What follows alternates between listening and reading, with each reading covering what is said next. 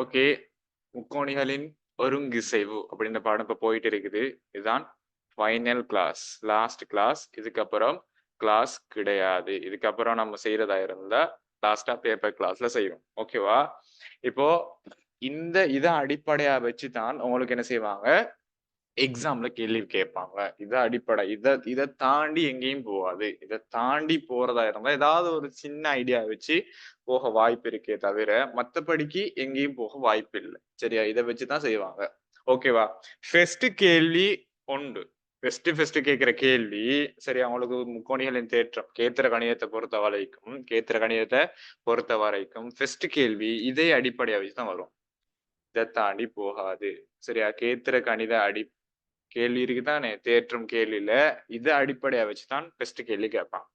அதுக்கு அடுத்தடுத்த கேள்வி இப்ப இதை அடிப்படையா வச்சு கேட்டுட்டு அதே இப்ப இது ரெண்டும் ஒருங்கு செய்து முக்கோணிகள் ரெண்டும் பக்கம் கோணம் பக்கம் என்ற ரீதியில் அல்லது பக்கம் பக்கம் பக்கம் என்ற ரீதியில் கோணம் கோணம் பக்கம் என்ற ரீதியில் ஒருங்கு செய்துன்னு சொன்னா ஏனைய இன்னும் கொஞ்சம் பேர் இருக்கிறானே, கோணமா இருக்கலாம் பக்கமா இருக்கலாம், இவங்க ஒருங்கு செய்தன் காரணமாக ஏனேவே ஒருங்கு செய்யப்படுகின்றன அப்படி நான் படிச்சுட்டேன். நோட்ஸ் எல்லாம் கிளியரா வச்சிருப்பீங்க அப்படின்னு சொல்லி நான் நம்புறேன். நோட்ஸ் எல்லாம் கிளியரா வச்சிருந்திருப்பீங்க அப்படின்னு நான் நம்புறேன். அப்ப அதன் காரணமாக இவங்களும் ஒருங்கு செய்யறாங்க. எக்ஸாம்பிள், இப்ப இந்த முக்கோணியும் ஒருங்கு செய்து அப்படின்னு ஃபர்ஸ்ட் கேள்வி கேட்கிறான். அது எதுக்குள்ள வருது? இதுக்குள்ள வருது.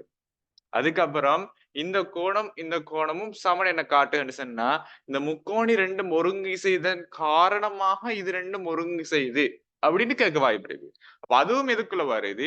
இதுக்குள்ளாம் வருது. அப்ப முதலாவது கேள்வி இரண்டாவது கேள்வி பெரும்பான்மையாக முதலாவது கேள்வியா இருக்கலாம் அல்லது இரண்டாவது கேள்வியாக இருக்கலாம். இந்த இரண்டுமே இதுக்குள்ள வர சான்ஸ் இருக்கு. அதுக்கு அடுத்தடுத்த கட்டங்கள் ஒன்று வரலாம். ஏதாவது ஒரு புள்ளியை இரு நேர்கோடுகள் வந்துகிட்டு ஒன்றை வெட்டுது என காட்டு அப்படின்னு கேட்கலாம். அதையும் படிச்சிருக்கிறோம். ஒரு நேர்கோட்டுக்கு இன்னொரு நேர்கோடு செங்குத்து அமைதுன்னு சொன்னா அந்த நேர்கோடு இப்படி ஒரு நேர்கோடு இன்னொரு நேர்கோடுக்கு செங்குத்து அமைதுன்னு சொன்னா அது 90 பாகை அப்படின்னு காட்டணும். அது எப்படி காட்டுறீங்களோ உங்களோட இஷ்டம். நீங்க ரெண்டு முக்கோணிய ஒருங்கு செய்து 90 காட்டலாம், அல்லது கோண அடிப்படையில் ஒருங்கு செய்து 90 காட்டலாம், வெளிப்படை உண்மையை வச்சு 90 காட்டலாம். ஆனா நீங்க 90 காட்டினீங்கன்னு சொன்னா அது எப்படி நடக்கும்னு சொன்னா செங்குத்தா அமையும். அடுத்த விஷயம் சமபக்க முக்கோணி என காட்டல். அந்த விஷயத்தை பார்ப்போம்.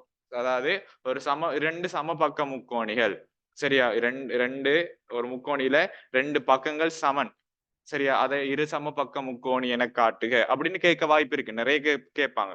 அப்ப அந்த விஷயத்தை இன்றைக்கு நாம படிக்க போறோம். இதை படிச்சுட்டு லாஸ்டா ஒரு நாட்பக்கல் ஒன்றினை இணைகரம் என காட்டுறது, இதுவும் கட்டாயம் கேட்பாங்க. ஒரு நாட்பக்கல் ஒன்றை இணைகரம் என காட்டுக.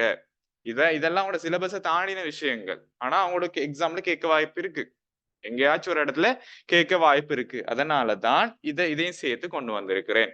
இப்ப நான் சொன்ன விஷயம் எல்லாம் கிளியரா? ஓகே, யாரு ரிஷாதா வந்துட்டாங்க. ஓகே, இப்போ ஸ்டார்ட் பண்ணுவோம். இப்போ இது போன கேள்வி நம்ம செஞ்சுட்டு இது வரைக்கும் நம்ம செஞ்சோம், அது ஞாபகம் இருக்குதா?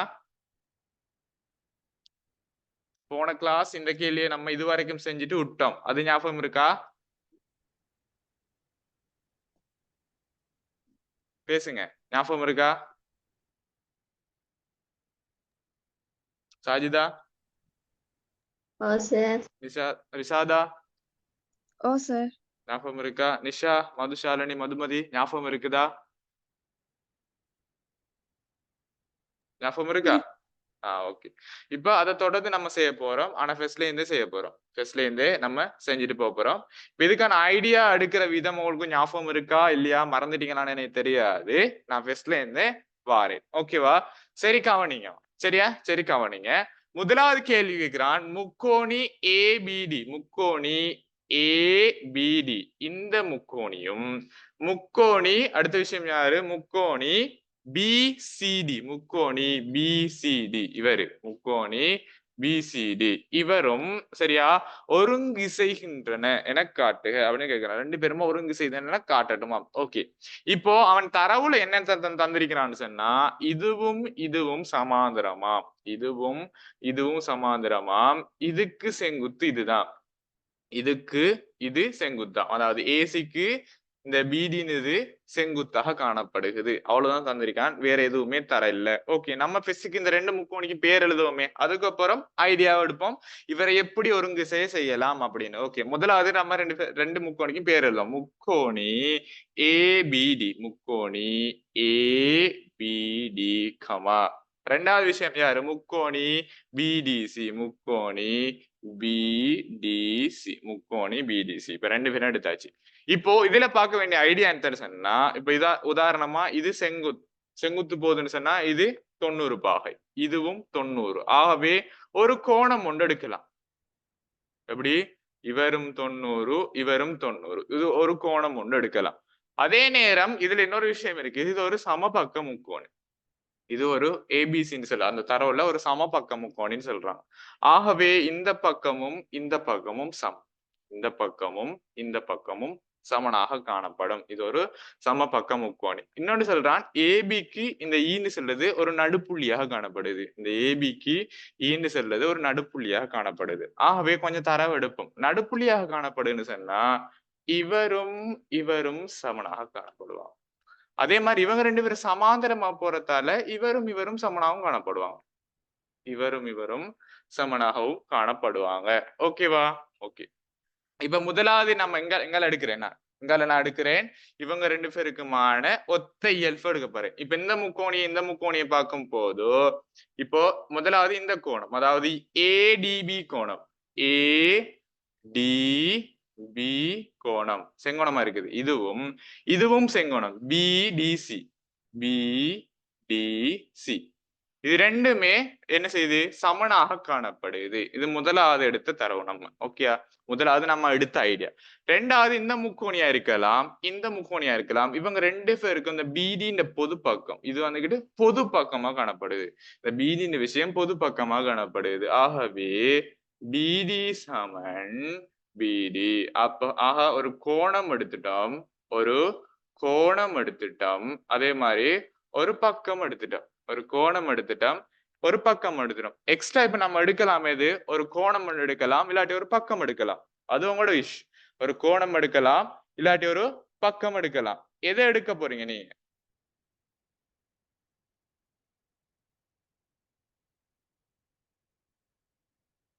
எதை எடுக்கலாம்? போன கிளாஸ் படிச்சேன். அதாவது இப்ப இந்த கோணம் எடுத்துட்டோம், அதுக்கப்புறம் என்ன எடுத்திருக்கிறோம்? இந்த பொது பக்கம் எடுத்திருக்கிறோம். இப்ப இந்த ரெண்டு முக்கோணிக்கு பொதுவா வேற ஏதாவது ஒன்று எடுக்கணும். எதை எடுப்பீங்க ரிஷாதா? பக்கம். பக்கம். எது எடுக்க போறீங்க பக்கம்? AE சமன் EB. AE சமன் EB. EBயா? ஏயும் EBமா? AE EB சம்பந்தமே இல்லையே. எப்படி?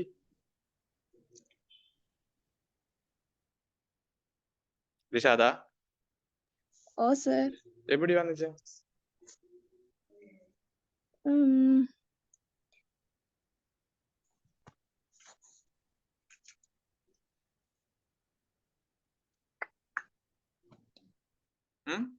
சாஜிதா? AB சமன் AC. AB சமன் AC. அப்படியா? நல்லா ஃபர்ஸ்ட் கவனிங்க பிள்ளைகள், சரியா? நல்லா கவனிங்க. நம்ம இப்ப எந்த ரெண்டு முக்கோணி எடுக்க போறோம்? இந்த ரெண்டு முக்கோணி தானே. நல்லா கவனிச்சுக்கோங்க. நீங்க இந்த தேற்றத்தை கஷ்டப்படுத்திக் கொள்ளாதீங்க, ரொம்ப லேசி. இப்ப பாருங்க, ஈஸியா கண்டுபிடிப்பீங்க. ஓகேவா? இது 90, இது 90. இது ஒரு சமபக்க முக்கோணி, இது ஒரு சமபக்க முக்கோணி. ஓகேவா? இது 90, இது 90. அடுத்த விஷயம் என்னது? இது ரெண்டுக்கும் பொது பக்கம். இப்ப இதுக்கு பி, இது ஏ, இது டி, இது பி, இது டி, இது சி. அப்ப முதலாவது கண்டிருக்கிறோம், இவங்க ரெண்டு பேரும் ஓகே. இது ரெண்டும் பொது பக்கம். எக்ஸ்ட்ரா ஒரு விஷயம் ஒன்று இருக்குது. எதுவா இருக்கு?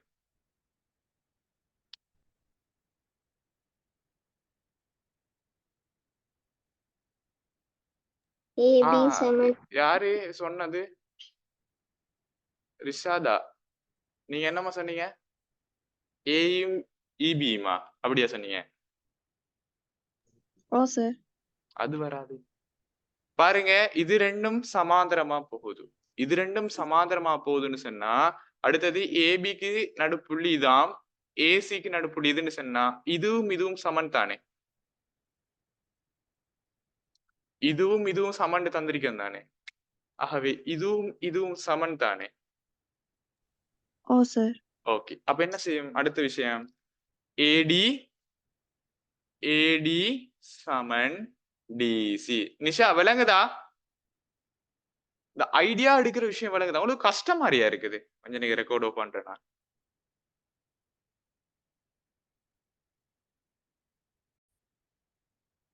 ஓகே, ஐடியா எப்படி எடுக்கிறேன்னு சொன்னா ஃபர்ஸ்ட்டுக்கு வாசிக்கிற இது ஒரு சமபக்க முக்கோணி. ரெண்டாவது விஷயம் பிசிக்கு சமாந்தரம் இடி. பிசிக்கு சமாந்தரம் இடின்னு சொன்னா ரெண்டு பேரையும் பார்க்குது, பிசி இடி. பிசி இடி இவங்க ரெண்டு பேருமே சமாந்தரம். ஓகே, ரெண்டு கோடுகள் சமாந்தரமா போகுது, இன்னொரு குறுக்கோடி ஒன்று வருதுன்னு சொன்னா எப்படி, ரெண்டு கோடுகள் சமாந்தரம் போகுது இன்னொரு குறுக்கோடி ஒன்று வருகுதுன்னு சொன்னா அதுல வெளிப்பட உண்மை கொஞ்சம் பேர் இருப்பாங்க. ஒத்த கோணம், ஒன்று விட்ட கோணம், நேய கோணங்கள் அப்படின்ட்டு ஒரு சில விஷயங்கள் வரும். ஒத்த கோணம், ஒன்று விட்ட கோணம், நேய கோணங்கள் அப்படின்னு வரும். இதுல பாத்தீங்கன்னு சொன்னா இதுல ஒன்று விட்ட கோணம் நமக்கு கண்டுபிடிக்க தெரியும். இந்த இசட் வடிவுல வந்துச்சுன்னு சொன்னா, இப்படி இசட் வடிவுல வந்துச்சுன்னு சொன்னா இது ஒன்று விட்ட கோணங்கள், இதுக்கு ஒன்று விட்ட கோணம், இதுக்கு இது அப்படின்னு சொல்லி நமக்கு மனசுல தோன்றணும். ஓகே, இதுக்கு இது ஒன்று விட்ட கோணம், அதுக்கு ஓகே பிரச்சனை வண்டியில. அடுத்து சொல்றான் இந்த ஏபியின் நடுப்புள்ளி ஏசியின் நடுப்புள்ளி டி. ஏபியின் நடுப்புள்ளி இ, ஏசியின் நடுப்புள்ளி டி. எப்படி சொன்னான்னு சொன்னா உங்களுக்கு அடுத்த ஐடியா வரணும் என்ன சொன்னாங்கன்னா, இவங்களும் இந்த தூரமும் இந்த தூரமும் சமன். அதாவது நீங்க உங்களுடைய ஸ்கூலுக்கு உங்களோட வீட்டுல இருந்து உங்களுடைய ஸ்கூலுக்கு சரியா நடுவா சென்டர்ல உங்களோட ஏதோ ஒரு புக் ஷாப் ஒன்று இருக்குது அப்படின்னு சொன்னா என்ன அர்த்தம், உங்களோட வீட்டு இருந்து அந்த புக் ஷாப்புக்கான தூரமும் உங்களுடைய ஸ்கூல்ல இருந்து புக் ஷாப்புக்கான தூரமும் சமன். ரெண்டு பேருக்கும் நடுவுல இருக்கிறாங்கன்னு சொன்ன அவர்ல இருந்து இவருக்கும் இவர்ல இருந்து அவருக்கும் சமனாக காணப்படுறாங்க. அந்த விஷயம் தான் இது. அப்போ நீங்க என்ன செய்யணும், ஏசிக்கு நடுப்புள்ளின்னு சொன்னா இந்துவும் இதுவும் சமன். அதே மாதிரி ஏசிக்கு நடுப்புள்ளி டி, ஏசிக்கு நடுப்புள்ளி டின்னா இவரும் இவரும் இடங்கள்ல சமனாக காணப்படுறாங்க. இப்படியான ஐடியா எடுத்தாச்சு. ஓகே, அடுத்த கட்டம் நீங்க யோசிக்கணும் என்னன்னு சொன்னா, ஓகே பிடிக்கு செங்குத்தி ஏசி, பிடி எது பிடி பிடி பிடிக்கு செங்குத்து ஏசியா, பிடிக்கு செங்குத்து ஏசின்னு சொன்ன என்ன அர்த்தம், ஒன்று ஒரு கோடுக்கு இன்னொரு கோடு செங்குத்தாக அமைதுன்னு சொன்னா அது 90 பாகையில இருக்குன்னு அர்த்தம். இதுதான் ஐடியா, இப்படிதான் ஐடியா எடுக்கிறேன். ஓகேவா? சரி, இப்போ நம்ம அவன் தரவு தந்தத்தை வச்சு கொஞ்சம் ஐடியா எடுத்து வச்சு அதை நோட் பண்ணிக்கணும். நோட் பண்ற அப்படின்னா இப்படித்தான் நோட் பண்ணிக்கொள்றேன், இப்படி உங்களுக்கு ஏத்த மாதிரி அதை நோட் பண்ணிக்கொள்றேன். அடுத்த ஸ்டெப், நீங்க பிக்னஸ் ஆகல் தானே, எக்ஸ்பர்ட்டான ஆக்கள் இல்லையே, இப்பதான் கொஞ்சம் படிக்க ஆசை உள்ள வார ஆக்கள். ஓகே, அதனால எதை படிக்கிறதா இருந்தாலும் போக்கஸா படிங்க. நீங்க படிச்சிருக்கலாம் படிக்காமலும் இருக்கலாம், ரெண்டு விஷயம் இருக்கு. ஓகேவா? இந்த பாடம் நீங்க ஸ்கூல்ல படிச்சிருக்கலாம், படிக்காமல் இருக்கலாம், படிச்சு தெளிவில்லாமல் இருக்கலாம். புது புது விஷயங்கள் ஏதாவது ஒன்று இருக்கத்தான் செய்யும். நான் இல்ல யாரு படிச்சு தந்தாலும் ஏதோ ஒரு புது விஷயம் அவர் சொல்லி தருவாரு. இப்ப நானும் இதுல ஏதாவது ஒரு புது, நீங்க படிச்சிருக்கலாம் புது விஷயம் மட்டும் சொல்லி தரேன். அதனால நீங்க படிக்கும் போது யார் படிப்பிக்கிறாங்கன்னு பாக்காதீங்க, அவர் என்னத்தை படிப்பிக்கிறாங்கன்னு பாருங்க, போக்கஸ் பண்ணுங்க. ஓகேவா? அந்த விஷயத்த போக்கஸ் பண்ணி பாத்தீங்கன்னு சொன்னா நீங்க பிடிச்சு கொள்ளுவீங்க. அதே மாதிரி ட்ரை பண்ணணும் திருப்பி திருப்பி. அதை இப்ப நான் ஒரு கேள்வி எனக்கு செஞ்சு தந்துட்டேன்னு சொன்னா வீட்டை நீங்க அதை பார்க்காம செஞ்சு பழகும். அதை நீங்க என்ன செய்யணும், பார்க்காம திருப்பி ஒருக்கா செய்யணும். ஆன்சர் பார்க்காம ஓகே இன்றைக்கு சார் படிச்சு தந்திருக்காரு நான் இதை கொஞ்சம் செஞ்சுப்பேன், அப்படி யாரும் செய்யறதில்ல. மேக்சிமம் யாரும் செய்யறதில்ல. நான் படிக்கிற டைமே நானே செய்யறதில்ல. நான் ஏ லெவல் படிக்கிற டைம் தான் நான் அப்படி செஞ்சு பழகினேனே தவிர ஓ லெவல் டைம்ல அப்படி செய்யல. ஏன்னா எனக்கு சொல்லித்தர ஆள் இருக்குல்ல, சொல்லி தந்தாலும் நான் செய்ய போறதும் இல்லை. ஏன்னா நம்மளோட மனநிலம். ஆனா அந்த பிள்ளையை நீங்க விடாதீங்க. நான் டெய்லி இப்ப நான் ஒரு ஆள் செல்ல ஒரு கட்டத்துல இந்த மனுஷன் பாவம் செல்றான், இவனுக்காக சரி செய்வோமே அப்படின்னு சொல்லி எனக்காக சரி செய்வீங்க தானே, அதனால நான் அவங்கள்ட்ட சொல்லுவேன். ஓகேவா? ஓகே, என்னோட கூட இருந்தீங்கன்னு சொன்னா அவங்களுக்கு சொல்லுவேனே. ஓகே சரி, இப்ப தரவை பார்த்தாச்சு. இப்ப ரெண்டாவது விஷயம், இப்ப முதலாவது கேள்விக்கு நீங்க ஆன்சர் எழுத போறீங்கன்னு சொன்னா இப்ப நான் உங்களுக்கு ஐடியா தான் சொல்லி தரேன். ஏன்னு சொன்னா நான் எவ்வளவுதான் குட்டினாலும் உங்களுக்கு விளங்காது இனி. நான் வாளி ஒண்ட வச்சு தண்ணியை ஊத்தின சொன்னா வாளி ஃபுல்லா நிரம்பும். அதே நான் அடுத்த பக்கம் வச்சு எவ்வளவுதான் தண்ணி ஊத்தினாலும் வாளி ஃபுல்லா தண்ணி நிரம்பாது, வாளியில தண்ணி நிரம்பாது. இப்ப நீங்க இப்படித்தான் இருக்கிறீங்க, நான் இப்படி ஆக்குறது உங்களை ட்ரை பண்றேன். ஓகேவா? ஓகே, இப்ப முதலாவது கேள்விக்கு நீங்க ஆன்சர் எழுத போறீங்கன்னு சொன்னா, முதலாவது கேள்விக்கு நான் என்ன சொன்னேன், இந்த நிபந்தனையின் அடிப்படையில தான் முதலாவது கேள்வியா இருக்கலாம், இல்லாது ரெண்டாவது, ரெண்டுமே. ஒன்று ஃபர்ஸ்ட்டுக்கா இருக்கலாம், ரெண்டாவது கேள்வியா இருக்கலாம், ரெண்டும் தொடர்ந்து வரவும் இல்லை, இல்லாட்டி ஒன்று மட்டும் வரலாம். ஆனா இந்த நிபந்தனையின் அடிப்படையில தான் அந்த கேள்வி கட்டாயம் கேட்டிருப்பான். இந்த நிபந்தனையை தாண்டி போக வாய்ப்பே இல்லை, நான் அடிச்சு சொல்றேன். இந்த நிபந்தனையின் அடிப்படையில தான் கேட்டிருப்பான். ஓகே, இது முதலாவது உங்களுக்கு தெரிஞ்சிருக்கணும். ஓகே, முதலாவது பார்க்கணும் முக்கோணி ஏபிடி. அப்ப நீங்க முக்கோணி ஏபிடின்னு போது நீங்க உங்களோட கண் இதை வாசிச்சுட்டு இந்த படத்துக்குள்ள போகணும். இந்த வாசிச்சு போட்டு உங்களோட கண் எங்க போகணும்னு சொன்னா இந்த படத்துக்குள்ள போகணும். சரியா சாஜிதா? ஓகே, அப்ப முக்கோணி ஏபிடின்னு சொன்னா முக்கோணி ஏபிடி கண் போயாச்சு. ஓகே, இவர் எடுத்துட்டோம். அடுத்தது முக்கோணி பிசிடி, முக்கோணி பிசிடி இதுக்குள்ளேயும் போயாச்சு. இப்ப இது உங்களுக்கு குழப்பமா இருக்குதா? இந்த படம் அதுக்கு எல்லாம் சேர்த்து பிக்ஸ் பண்ணி இப்படி இப்படி குழப்ஸா இருக்குதா? ஓகே, நீங்க என்ன செய்யுங்க, அதை பிரிச்சு இப்படி எடுத்துக்கோங்க. ஓகே, இவன் இந்த முக்கோணி தந்திருக்கான், இந்த முக்கோணி தந்திருக்கான், இப்ப அதுக்கு பேரை போடுங்க. இதை எடுத்து நான் இப்படி போட்டுட்டேன், என்ன செஞ்சேன், இந்த புள்ளி பி, இந்த புள்ளி டி, இந்த புள்ளி ஏ போட்டுட்டேன். அதே மாதிரி இவரை பிரிச்சு எடுத்துட்டேன். உங்களுக்கு பெஸ்ட் நீங்க அப்பதான் பேசிக்கலா இந்த செய்தீங்கன்னா நீங்க அப்படி செய்யுங்க. பழக பழக பழக சரியா வந்துடும். ஓகே, அப்புறம் இவர் எடுங்க, எடுத்துட்டு இந்த புள்ளி பி, இந்த புள்ளி டி, இந்த புள்ளி சி. ஓகே, இப்ப இந்த நிபந்தனையின் கீழே தானே அது ஒருங்கு செய்யணும். எப்படியுமே இதை தாண்டி போகலாது. ஓகே, அவன் தரவுல இதுக்கு செங்குத்து இதுன்னும் போது இதுவும் இதுவும் 90 பாகை. அப்ப அதை குறிச்சுக்கணும். ஓகே, முதலாவது தரவுன்னு எடுத்துட்டான். ஓகே, ரெண்டாவது இந்த முக்கோணியை பார்க்கும்போது இந்த பக்கம் ரெண்டு பேருக்குமே சேமா இருக்குது, ரெண்டு பேருக்கும் பொதுவா இருக்குது. ஓகே, ஆகவே இது ஒரு தரவுன்னு எடுத்துட்டோம். அப்ப ஒரு கோணம் எடுத்துட்டோம், ஒரு பக்கம் எடுத்துட்டோம், ஒரு கோணம் எடுத்துட்டோம், ஒரு பக்கம் எடுத்துட்டோம், ஒரு கோணம் ஒரு பக்கம், ஒரு கோணம் ஒரு பக்கம். அப்ப எக்ஸ்ட்ரா ஒரு சான்ஸ் வர இருக்கு, ஒன்று கோணம் வரணும் இல்லாட்டி பக்கம் வரணும், ஒன்று கோணம் வரணும் இல்லாட்டி பக்கம் வரணும், ரெண்டுல ஒன்று. ஓகேவா? இப்ப நம்ம ஒன்று கோணத்தை கண்டுபிடிக்கணும் இல்ல பக்கத்தை கண்டுபிடிக்கணும். அவன் ஆரம்பத்துல தரவுல தந்திருக்க என்ன, இந்த ஏசிக்கு நடுப்புள்ளி டி, ஏசிக்கு நடுப்புள்ளி டின்னு சொன்ன என்ன அர்த்தம், இதுவும் இதுவும் சமன்.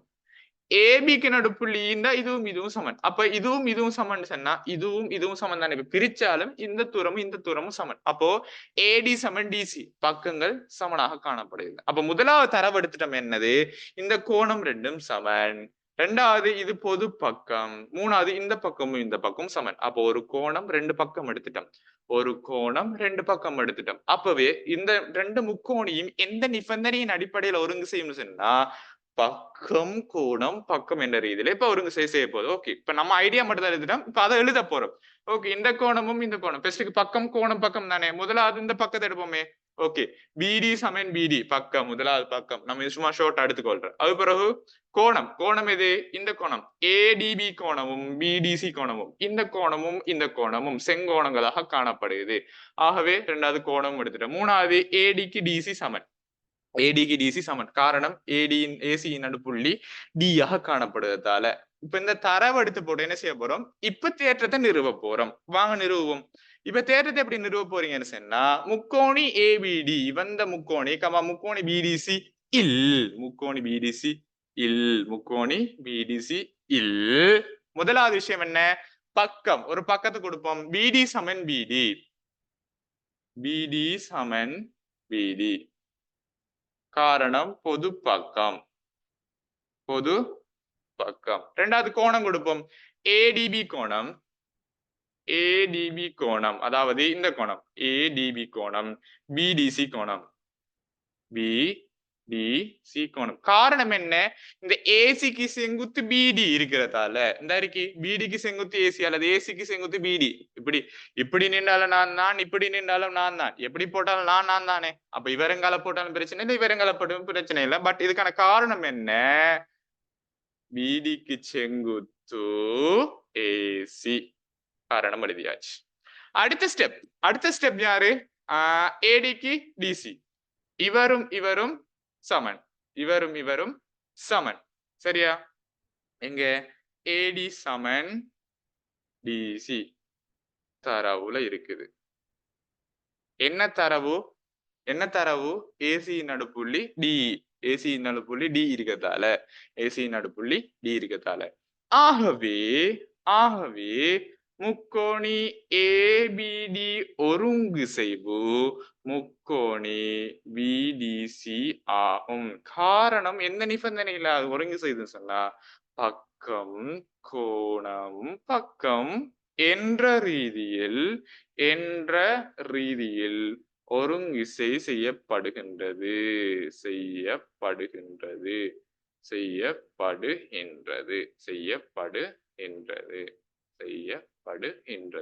இப்படித்தான் வந்துகிட்டு ஐடியா எடுக்கிற. இந்த ஐடியா நாலேஜ் உங்களுக்கு விளைச்சா ரெக்கார்ட கொஞ்சம் பண்றேன், பரவாயில்ல. இப்ப ரெண்டாவது கேள்வியை பாத்தீங்கன்னா ஏபிடி கோணம் இப்ப பார்க்கணும். ஏபிடி கோணம் யாரு? ஏபிடி கோணம், அதாவது இந்த கோணமும் அடுத்தது சிபிடி கோணம் இந்த கோணமும் சமன் என காட்டுக. இப்போ இந்த கோணமும் சமன் அப்படின்னு காட்டணும். இதுவும் சமன் என காட்டணும் சொன்னா நான் சொன்னேன் முதலாவது கேள்வி ரெண்டாவது கேள்வி இது ரெண்டுமே இந்த நிபந்தனையின் அடிப்படையே ஒடுங்கு செய்தும் அப்படின்னு சொன்னேன். அது அந்த அந்த அந்த நிபந்தனையின் அடிப்படையில அந்த கேள்வி ரெண்டுக்குமே ஆன்சர் கொடுக்கலாம்னு சொன்னேன். ஓகேவா? இப்போ அதுக்கு ஆன்சர் எப்படி கொடுப்பீங்கன்னு சொன்னா இவங்க ரெண்டு பேரும் ஏற்கனவே ஒருங்கு செய்தன் காரணமாக இப்ப இது ரெண்டு பேர் இப்படி பிரட்டி விட்டீங்கன்னு சொன்னா இதை இப்படி சப்பாத்தி மேல அடிச்சு விட்டீங்கன்னு சொன்னா இதுவும் சமனாகுது.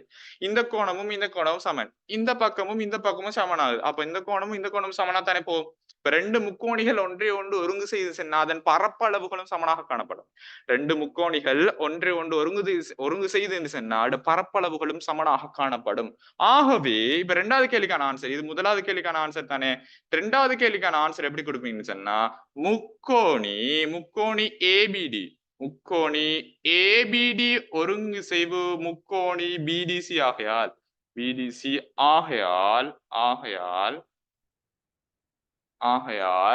எது கோணம் ஏபிடி சமன் கோணம் சிபிடி ஆகும். அவ்வளவுதான், சிம்பிளா கொடுத்தா சரி ஆகும். இவ்வளவுதான். இவங்க ரெண்டு பேரும் ஒருங்கி செய்தன் காரணமா இவங்க ரெண்டு பேரும் சேமா இருக்கிறாங்க. இப்ப அடுத்த விஷயம் நீங்க இதை நோட் பண்ணிக்கணும். அங்க எப்படி நோட் பண்ணிக்கணும்? ஓகே, இப்ப நம்ம இதை தேற்றத்தின் அடிப்படையா கண்டுபிடிச்சிட்டோம். இப்ப இது என்ன அர்த்தம்? இந்த கோணமும் பருமனில் சமன். அடுத்து தேவைப்படும் ஒரு இடத்துல, எங்கேயாச்சும் ஒரு இடத்துல தேவைப்படும். அதனால எப்படி நோட் பண்ணிக்கணும்? இந்த பக்கம் சமன், இந்த பக்கம் சமன், இதுவும் செங்கோணம். அடுத்த விஷயம், அடுத்தது இதுவும் செங்கோணமே. இப்படி வந்தா இதுவும் செங்கோணம், இதுவும் சமனாக காணப்படுகின்றது. ஓகேவா? இதை ஸ்கிரீன்ஷாட் பண்ணி அடிச்சுக்கோங்க எல்லாரும் குயிக்கா. அடிச்சிட்டீங்களா? ஓ சார். சார்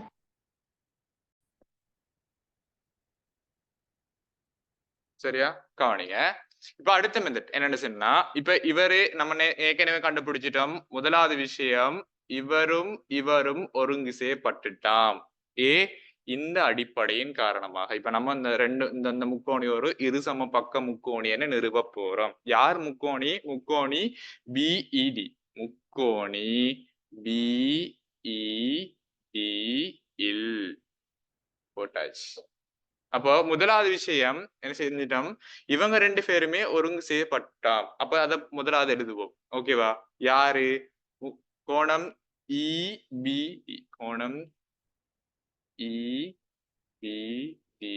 சமன். அடுத்தது கோணம் யாரு? கோணம் இபிடி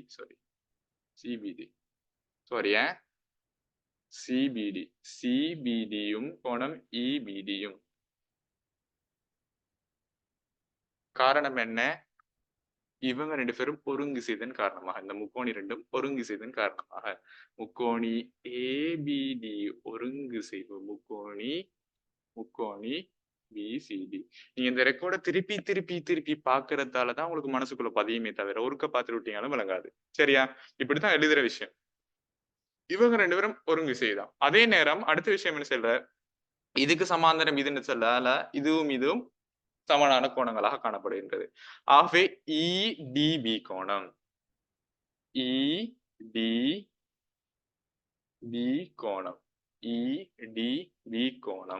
சமன்.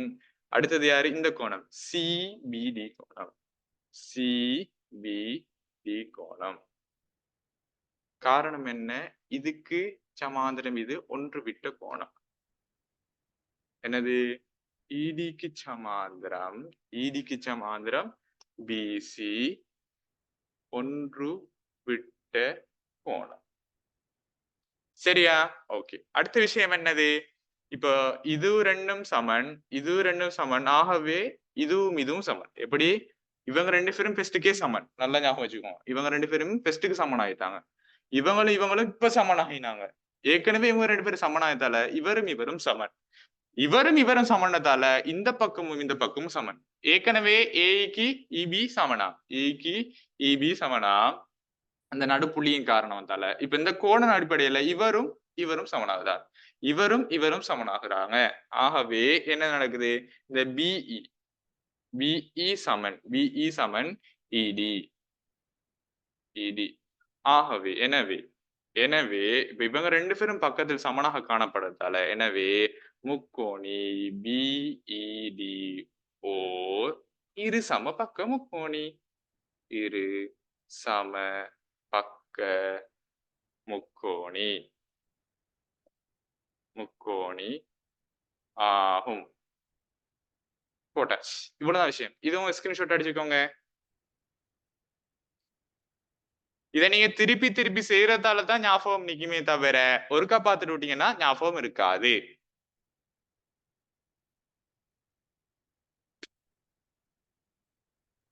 சரியா?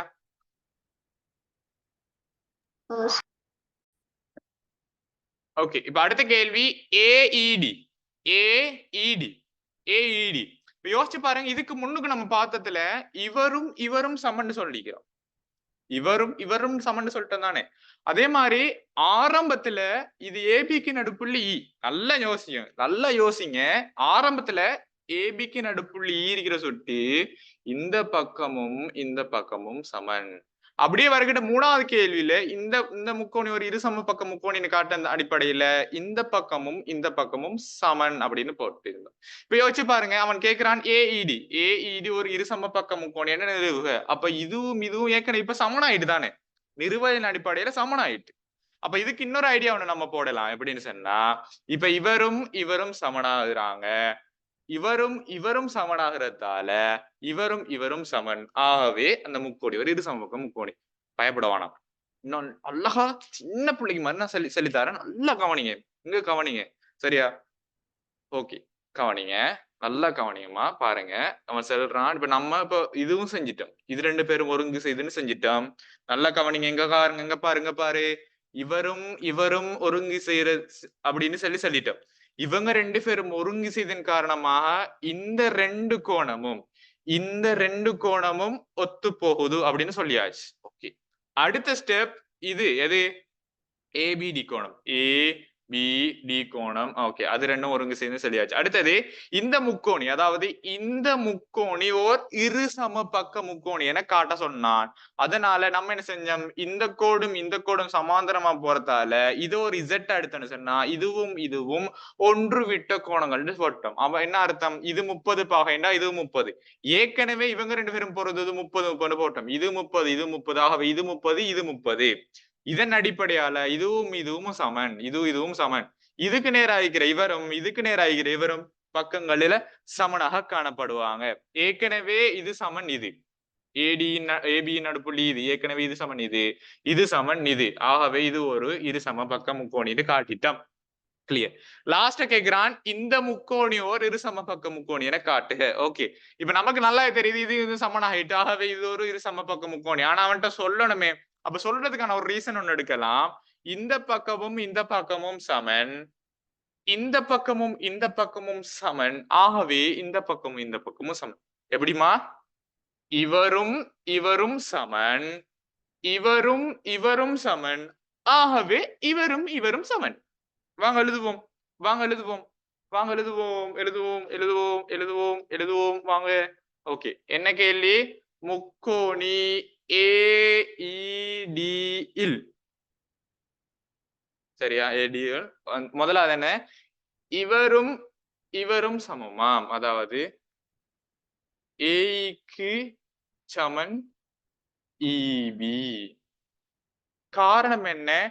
ஏபியின் நடுப்புள்ளி இ. ஏபியின் நடுப்புள்ளி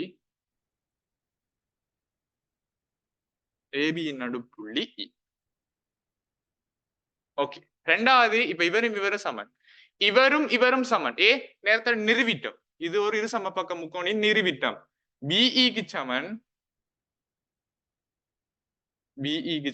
இடி. பிஇக்கு சமன் இடி. காரணம் நிறுவல். ஏற்கனவே நிறுவிட்டம் மேல. சரியா?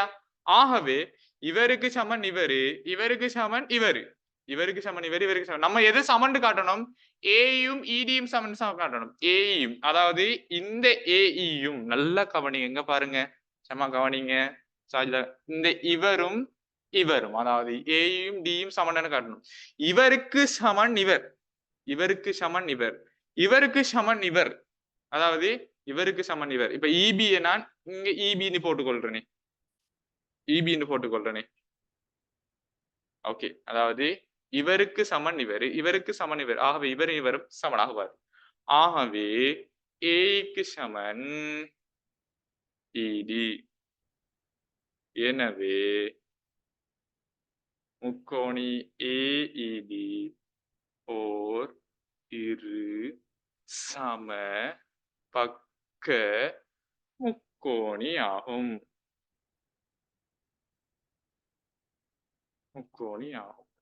விளைஞ்சா சமா? ஓகேவா? ஓகே. கேள்வி என்னன்னு சொன்னா, உருவில் உள்ள முக்கோணி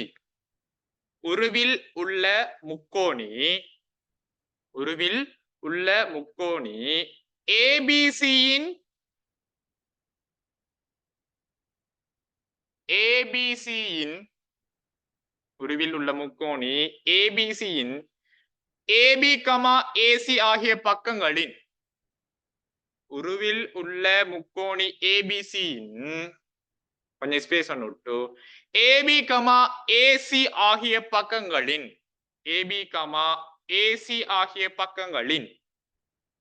நடுப்புள்ளிகள் முறையே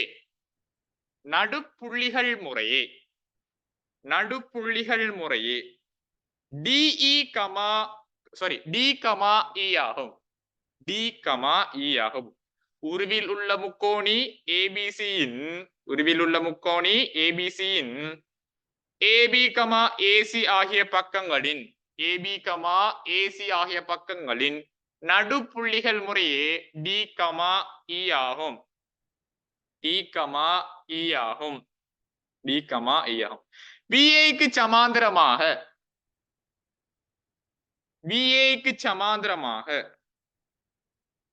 பிஏக்கு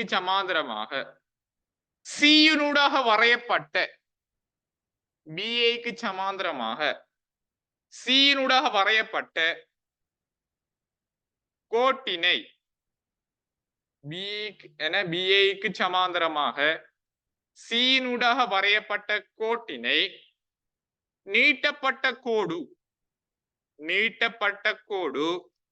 டிஇ ஆனது பிஏக்கு சமாந்தரமாக சியினூடாக வரையப்பட்ட கோட்டினை நீட்டப்பட்ட கோடு டிஇ ஆனது எஃப்இல் சந்திக்கின்றது.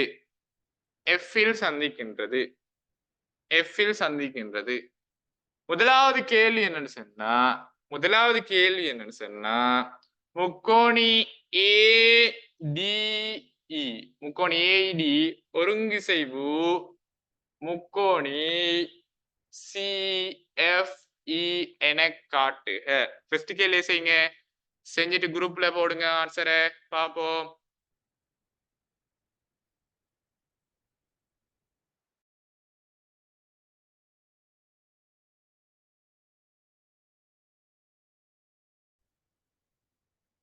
ஓகே, அவன் என்ன சொல்றான்? உருவில் உள்ள முக்கோணி ஏபிசி முதலாவது விஷயம். இன் ஏபி கமா ஏசியின் நடுப்புள்ளிகள் முறையே டியும் இயும் ஆகும். அப்படின்னு என்ன அர்த்தம்? இவரும் சமன், இந்த பக்கத்துல இவங்களும் சமன். இது ஓகேவா? இவருக்கு நடுப்புள்ளி இவருக்கு நடுப்புள்ளின்னு சொன்னா இந்த நீளமும் இந்த நீளமும் சமம், இந்த நீளமும் இந்த நீளமும் சமம். ஓகே, அடுத்த விஷயம் பிஏக்கு சமாந்தரமாக பிஏக்கு சமாந்தரமாக பிஏக்கு சமாந்தரமாக சியினூடாக நீட்டப்பட்ட எஃப் புள்ளி, அதாவது இந்த பக்கம் இதுக்கு சமாந்தரமாக இது போகுதாம். என்ன அர்த்தம்? இதுக்கு சமாந்தரமாக இது போகுதாம். இப்படி குறிச்சிங்களா? இந்த விஷயம் குறிச்சிங்களா? ஓம் sir. இல்லை, ஏதாவது ஒன்று ஓம். ஓ குறிச்சிங்க. ஓகே, போகுதாம். இவ்வளவுதான் ஃபர்ஸ்ட் விஷயம். இப்போ கேட்ட கேள்வி என்னன்னு சொன்னா, ஏடிஇ ஏடிஇ இந்த முக்கோணி இந்த முக்கோணியும் சிஎஃப்இ சிஎஃப்இ இந்த முக்கோணியும் ஒருங்கிசைகின்றன என காட்டட்டுமா? ஒருங்கிசைகின்றன காட்டட்டுமா? இப்ப யோசிச்சு பாருங்க, இவரை எடுத்தோன்னு சொன்னா முக்கோணி ஏடிஇ கமா முக்கோணி சிஎஃப்இ இப்ப இந்த ரெண்டு முக்கோணி எடுத்துன்னு சொன்னா நல்லா பாருங்க, இதுவும் இதுவும் சமாந்தரம். எப்படி? இதுவும் சமாந்தரம். இதை இசட்டா எடுத்தோம்னு சொன்னா இத இப்படி இசட்டா எடுத்தோம்னு சொன்னா இந்த கோணமும் இந்த கோணமும் இந்த கோணமும் எப்படிப்பட்ட கோணங்கள்? ஒன்று விட்ட கோணம். வெரி ஒன்று விட்ட குட். கோணம். ஒன்று விட்ட கோணங்களாக காணப்படும், சமனாக காணப்படும். சஜி சொன்ன மாதிரி சமனாக காணப்படும். இதுவும் இதுவும் ஒன்று விட்ட கோணங்கள். அடுத்த ஸ்டெப் பாருங்க, சரியா தங்கச்சிகள்? அடுத்த ஸ்டெப் பாருங்க, இதுவும் இதுவும் எப்படி கிடக்கும்? குத்தெதிர் கோணம். சமனாக காணப்படும், குத்தெதிர் கோணங்கள். இப்படிதான் ஐடியா எடுக்கிறேன். ஓகேவா? ஓகே, இந்த கோணமும் இந்த கோணம் ஒன்று விட்ட கோணம், இதுவும் இதுவும் குத்தெதிர் கோணம். இதுக்கு நடுப்புள்ளி இதுதானே, ஏசியின் நடுப்புள்ளி இதுதானே. அதனால இந்த பக்கமும் எப்படி இருக்கும்? சமன். சமனாக காணப்படும், சமனாக காணப்படும். அப்ப ரெண்டு கோணம் கண்டுபிடிச்சிட்டோம். ஒரு பக்கம் கோணம் கோணம் பக்கம் என்ன நிபந்தனை கீழ அவர் ஒருங்கு செய்ய போறோம். அப்ப ரெண்டு கோணத்தை பெஸ்ட் எழுத போறோம். வாங்க எழுதுவோம். முதலாவது கோணம் ஏஇ, இந்த டிஏஇ டிஏஇ கோணம் டிஏஇ சமன் கோணம் இசிஎஃப் சிஎஃப். காரணம் என்ன? இதுக்கு சமாந்தரம் இது ஒன்று விட்ட கோணம். ஒன்று விட்ட கோணம் எதுக்கு சமாந்தரம்? எது? ஏபிக்கு சமாந்தரம் சிஎஃப். ஏபிக்கு சமாந்தரம் சிஎஃப். முதலாவது. ரெண்டாவது என்னது? இந்த கோணமும் இந்த கோணமும் குத்தெதிர் கோணம். ஏஇடி ஏஇடி கோணமும் சிஇஎஃப் சிஇஎஃப் இந்த கோணமும் என்னது? குத்தெதிர் கோணம். வெளிப்படை உண்மையினால குத்தெதிர் கோணம். அடுத்தது இதுவும் இதுவும் சமன். ஏக்கு சமன் இசி. ஏக்கு சமன் இசி. ஏக்கு சமன் இசி. காரணம் ஏசியின் நடுப்புள்ளி ஏசியின் நடுப்புள்ளி ஏசியின் நடுப்புள்ளி இ. ஆகவே எனவே முக்கோணி ஏடிஇ ஒருங்கிசைவு முக்கோணி சிஎஃப்இ என்ன நிபந்தனை? கோணம் கோணம் பக்கம் என்ற நிபந்தனையின் கீழ் ஒருங்கிசைகின்றன.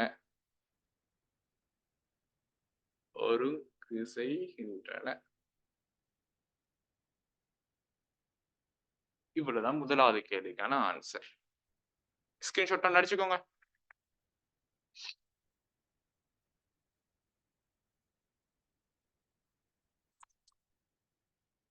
ஓகே, சரியா? ஓகே, இப்ப ரெண்டாவது கேள்விதான் முக்கியமான கேள்வி. கவனிங்க. ரெண்டாவது கேள்வி என்னன்னு சொன்னா, ரெண்டாவது கேள்வி AF, DC ஆகியவற்றை தொடுத்து ADCF ஓர் இணைகரம் என காட்டுவோம். இது ரொம்ப முக்கியமான விஷயம். இணைகாரம் என காட்டுக.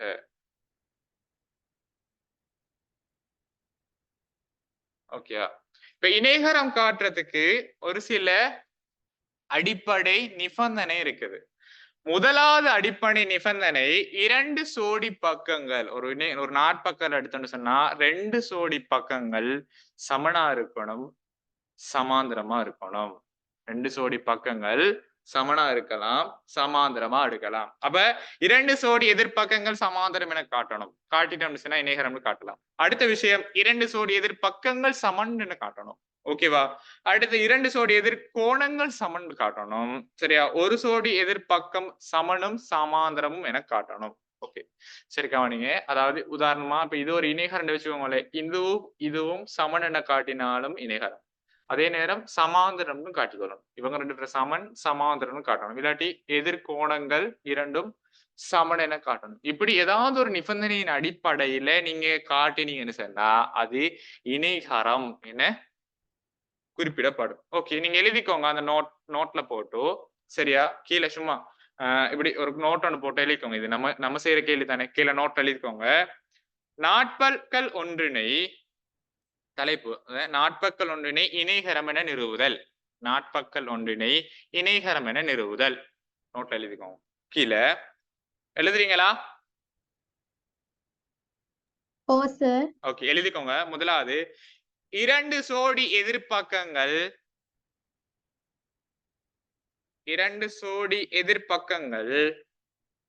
சமாந்தரம் என காட்டல். 2 சோடி எதிர்பக்கங்கள் சமாந்தரம் என காட்டல்.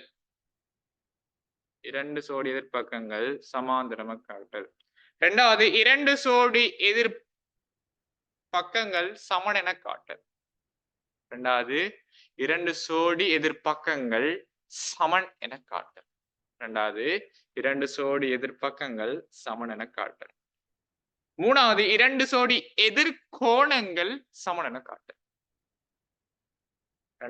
மூணாவது 2 சோடி எதிர்கோணங்கள் சமன் என.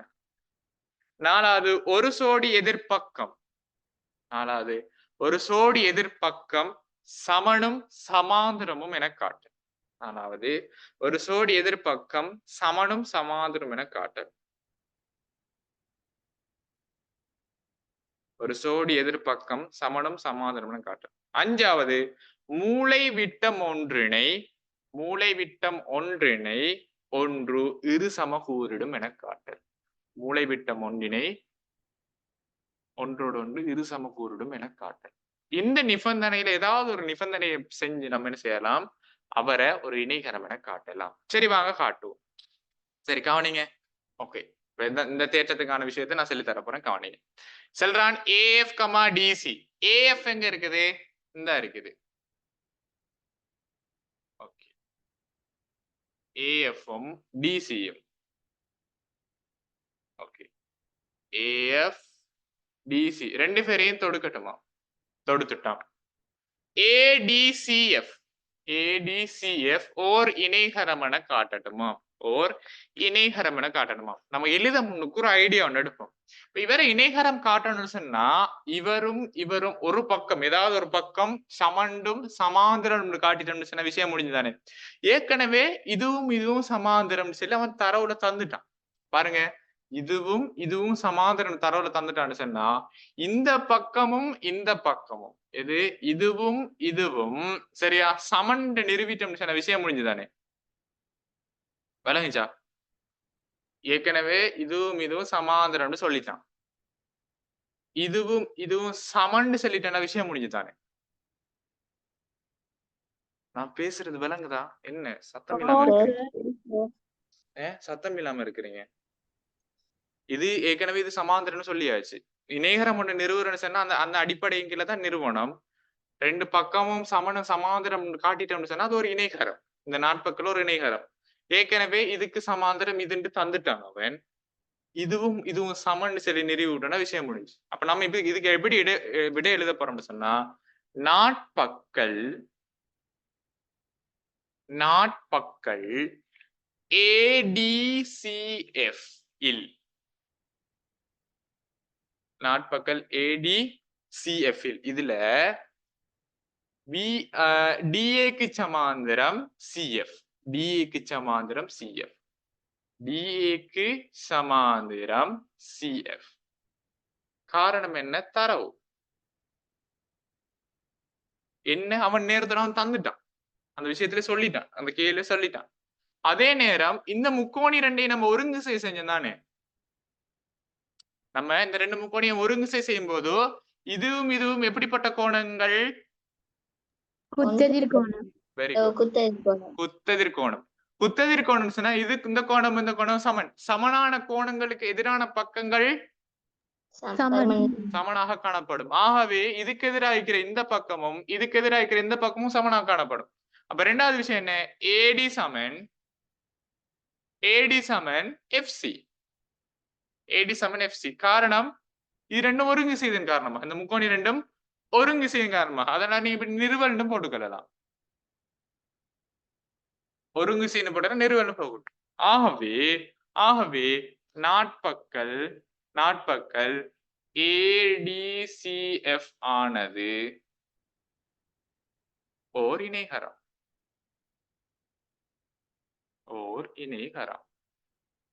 காரணம் என்ன சொல்லுவீங்க? எதிர்பக்கம் இரண்டும் நாட்பக்கல் ADCF இல் சரியா DA க்கு சமாந்தரம் CF, DA சமன் FC ஆகையால்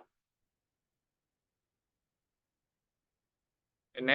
ரெண்டு பக்கத்துக்கு இவங்க ரெண்டு பக்கமும் சமனும் சமாந்தரமாகவும் போறதன் காரணமாக என்ன நடக்குது? அது ஒரு இணைகரம் என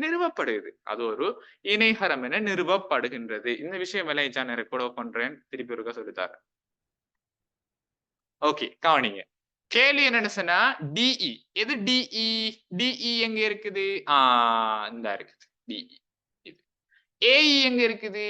AE இந்த இருக்குது. DE AE சமன், அதாவது இது வந்துகிட்டு 90 ரூபாயா இருக்கு. DE இதுவும் சரியா, சாரி DE சமன் AE எனின் ADC இது 90 ரூபாயா, சாரி இதுவும் சமனாம், இதுவும் சமனாம், இது 90 ரூபாய் என காட்டணுமாம். நான் இதுக்குள்ளே வச்சு செஞ்சேன்னு சொன்னா கோழி கரைச்சு விட்ட எப்படி இருக்கும்? அப்படி இருக்கும். அதனால நம்ம என்ன செய்ய போறோம்? நம்மண்டு இல்ல, நம்மன்னு சொல்றது நீங்க எல்லாம் சேர்த்தேன், நான் என்ன செய்ய போறேன்னு சொல்லல, நம்ம என்ன செய்ய போறோம்னு சொன்னா நீங்க எல்லாம் சேர்த்து இப்படி ஒரு கணக்கு தந்தா நீங்க நான் யோசிக்கிற மாதிரி நான் செய்யற மாதிரி என்ன ஃபாலோ பண்ணணும். இதுக்குள்ளே வச்சு குப்பை ஓட்டிட்டு இருந்தேன்னு சொன்னா அசிங்கமா இருக்கு. அதனால இப்ப நமக்கு தேவையான முக்கோணி யாரு? இவங்க தானே. இதை நான் அப்படி அழகா வெளியே எடுக்கிறேன்.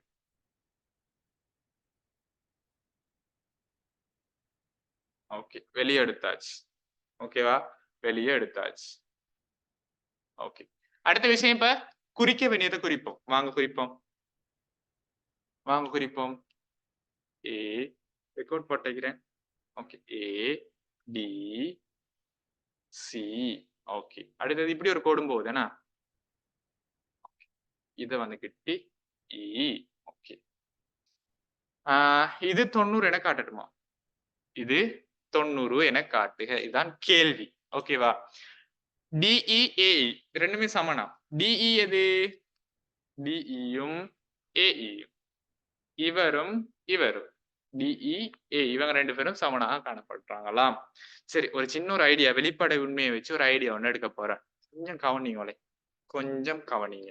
இப்போ இந்த விஷயத்துல பாருங்க, இவருக்கு இவர் சமன், ஓகே, இந்த முக்கோணி தான் கேள்வி. இதுல இதுவும் சமன்னு சொல்லிக்கிறாங்க, இதுவும் சமன்னு சொல்லிக்கிறாங்க. அதே நேரம் பாருங்க, இவரும் சமன். கொஞ்சம் கலபுலையாக வேணாம், நான் நல்லா சொல்றேன், கவனிங்க, போக்கஸ் பண்ணுங்க. சரியா? பெருமூச்சு ஒன்று விடுத்துட்டு போக்கஸ் ஒன்று பாருங்க. இதுல பாருங்க, இவரின் நடுப்புள்ளி இவர், நல்லா கவனிங்க. இவரின் நடுப்புள்ளி இவருன்னு சொன்னா இவரும் இவரும் சமன். நல்லா கவனி, நல்லா கவனி. இங்க பாரு, இங்க பாரு. வேற மைண்ட் செட் போகாது. இவருக்கான நடுப்புள்ளி இவருண்டா இவரும் இவரும் சமன். அப்ப இவரும் இவரும் சமன். இது ஓகேவா? இவரும் இவரும் சமனா? நான் கொஞ்சம் நீட்டி எழுதியிருக்கிறேன். சரியா? நீங்க அதுக்கு ஏற்ற மாதிரி அட்ஜஸ்ட் பண்ணிக்கோங்க. இவரும் இவரும் சமன். கொஞ்சம் நீட்டி எழுதி பட்டுட்டு இவருக்கு நடுப்புள்ளி இவருன்றதால இவரும் இவரும் சமன். அது ஓகே தானே? அதே மாதிரி இவன் இதுல சொல்லிக்கிறான் இதுவும் இதுவும் சமனா. இதுவும் இதுவும் சமனா. இது மட்டும் போதும் நமக்கு இப்போதைக்கு. இது மட்டும் போதும். ஓகேவா? இதை அடிப்படையா வச்சு நம்ம ஒரு விஷயம் செய்யலாம். இப்போ இந்த 3 கோணம் ஒரு முக்கோணி ஒன்றின் அகக்கோணங்களின் கூட்டுத்தொகை எவ்வளவா இருக்கும்? ஒரு முக்கோணி ஒன்றின் 180 இருக்கு. 180 இருக்கு. அப்போ இந்த கோணத்துக்கு எதிராக இருக்கிற இதுவும் இந்த கோணத்துக்கு எதிராக இது, அதாவது சமனான பக்கங்களுக்கு எதிரான கோணங்கள் பருமனில் எப்படி இருக்கும்? சமனா இருக்கும். வெரி குட், சமனா இருக்கும். அதனால இப்ப நமக்கு இதுக்கு பெருமானம் தெரியாது. இது நமக்கு எதிராக பெருமானம் தெரியாது. இதுக்கு எதிராக இருக்கிற இந்த கோணமும் இதுக்கு எதிராக இருக்கிற இந்த கோணத்துக்கும் நான் எக்ஸ்ன்னு கொடுக்குறேன்னு வச்சுக்கோங்களேன். எக்ஸ்ன்னு கொடுக்குறேன், எனக்கு தெரியாது. எக்ஸ்ன்னு கொடுக்குறேன். ஓகேவா? இவருக்கு நான் கொடுக்குறேன் y அப்படின்னு. இவருக்கு நான் கொடுக்குறேன் y. இவங்க 2 பேரும் சமனான பெருமானம். இது சமன் இல்லை, வேற. இவங்க 3 பேரையும் கூட்டுறது 180 பாகைக்கு சமன். இது உங்களுக்கு நல்லாவே தெரியும். தங்கச்சிமார்களுக்கு நல்லா தெரியும். அப்ப நான் இப்படி செய்யலாம் தானே?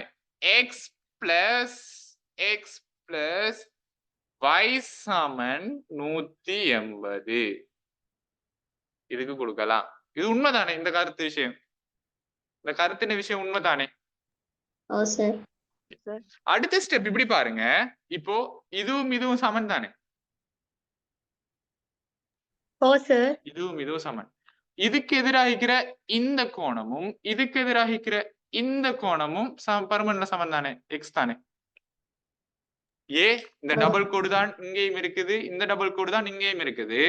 இந்த டபுள் கோடுக்கு எதிராக இருக்கிற இந்த கோணமும் இந்த டபுள் கோடுக்கு இருக்கிற இந்த கோணமும் பருமனில் சமன். இங்கேயும் எக்ஸ் போட்டிருக்கிறோம், இங்கேயும் எக்ஸ் போட்டிருக்கிறோம். அதே மாதிரி இதுவும் டபுள் கோடு, இது டபுள் கோடு. இதுக்கு எதிராக இருக்கிற இந்த கோணமும் இதுக்கு எதிராக இருக்கிற இந்த கோணமும் அதே பருமன்ல தான் இருக்கும். எப்படி? அதே பருமன்ல தான் இருக்கும். ஆகவே இதுவும் எக்ஸ், இதுவும் எக்ஸ். இது நமக்கு தெரியாது y. இது நமக்கு தெரியாது y. எப்படி ஐடியா வருன்னு மட்டும் பாருங்க. இப்படிதான் ஐடியா எடுக்கணும். ஓகேவா? இப்ப பாருங்க, இந்த AECன்னு சிலது ஒரு நேர்கோடா இருக்குது. அது உண்மையா? இன்னொரு விஷயம், AEC கோணமானது ஒரு 180 பாகையா. அதாவது இது ஒரு நேர்கோடு தானே? பாருங்க, நல்லா பாருங்க. இது ஒரு நேர்கோடு தானே? ஒரு நேர்கோட்டின் அடுத்துள்ள கோணங்களின் கூட்டுத்தொகை எவ்வளவு இருக்கும்? 180 பாகை. 180 பாகை இருக்கு. அப்போ இப்ப யோசிச்சு பாருங்க, இந்த கோணமும் இந்த கோணம், இந்த y-யையும் கூட்டுறது எதுக்கு சமனா இருக்கும்? 180. நான் அந்த AEC கோணம், அதாவது இந்த நேர்கோட்டை நான் எப்படி கொடுக்கலாம்னு சொன்னா AED கோணம் பிளஸ், அதாவது இந்த கோணம் பிளஸ் DEC கோணம். இந்த கோணம் சமன் 180 பாகையாம். அதாவது y பிளஸ் y சமன் 180 பாகைன்னு சொன்னா 2y சமன் 180 பாகை. ஆகவே y சமன் 90 பாகை. 2yக்கு 180, 1 90. இது முதலாவது ஒரு விஷயம். நம்ம இதை எடுக்கிறோம். இது நம்ம எடுக்கிறோம். இங்க யோசிச்சு பாருங்க. இங்க வாங்க. இப்ப இந்த விஷயத்தை பார்ப்போம். இந்த விஷயத்தை பார்ப்போம். அப்போ இங்க எக்ஸ் பிளஸ் y சமன் 180. இங்க 2x பிளஸ் y சமன் 180. yக்கு பெருமானம் எவ்வளவு கொடுக்கலாம்? 90 பாகை. 90 பாகை. அப்ப 2x பிளஸ் 90 சமன் 180. 90 அங்கால போனா சக 90, அங்கால போனா சக 90 கழிப்படும் என்ன? ஆகவே 2x சமன் 180 சய 90. 2x சமன் 180 90 போனா 90. x சமன் 45 பாகை. சும்மா நம்ம பார்த்தா கூட இது 90 பாகை. y சமன் 90 பாகை. இது 45, இது 45. 45 கூட்டினா 90, 90 கூட்டினா 180 வந்துட்டு. கேட்ட கேள்வி ADC கோணம். ADC கோணம். ADC கோணம் என்ன அர்த்தம்? இதுவும் x, இதுவும் xன்னு நம்ம கண்டுட்டோம். இதுவும் x, இதுவும் xன்னு கண்டுட்டோம். ஆகவே இப்ப எப்படி எழுத போறோம்? ஆகவே ADC கோணம் ஏடிசி கோணம் ஏடிசி கோணம் சமன் என்னது ஏடிஇ கோணம் பிளஸ் இடிசி கோணம் இடிசி கோணம் உண்மைதானே இந்த கோணம் வந்துகிட்டு இதையும் கூட்டத்துக்கு சமம் தானே இதையும் இந்த கோணத்தை இந்த கூட்டத்துக்கு கூட்டத்துக்கு சமம் தானே இதுக்கு நம்ம என்ன கொடுத்தோம் எக்ஸ்னு கொடுத்திருந்தோம் இதுக்கும் என்ன கொடுத்திருந்தோம் எக்ஸ்னு கொடுத்துறோம் எக்ஸ் பெருமானம் என்ன 45 பாகை பிளஸ் 45 பாகை ஆகவே கோணம் ஏடிசி சமன் 90 பாகை விளங்கிச்சா பிள்ளைகளுக்கு விளங்கிச்சா ஓ சார் ஓகே